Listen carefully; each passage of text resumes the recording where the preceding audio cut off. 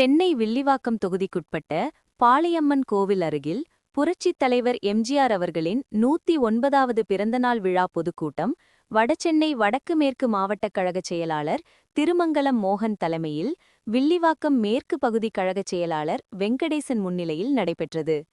இதில் சிறப்பு அழைப்பாளர்களாக கழக அமைப்புச் செயலாளர் ராமு, கழக செய்தி தொடர்பாளர் வழக்கறிஞர் பிரிவு இணைச் செயலாளர் பாபு முருகவேல், நடிகை செல்வி எமி ஆகியோர் சிறப்புரையாற்றினர்.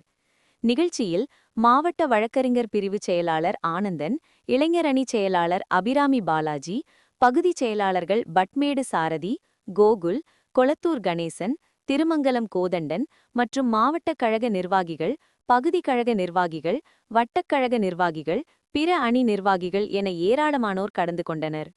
பொதுக்கூட்டத்தில் ரஜினி ரசிகர் மன்ற நிர்வாகியொருவர் தான் சார்ந்த ரஜினி ரசிகர் மன்றத்தின் ஆதரவு அதிமுகவிற்கு என பேசியது வரவேற்பை பெற்றது.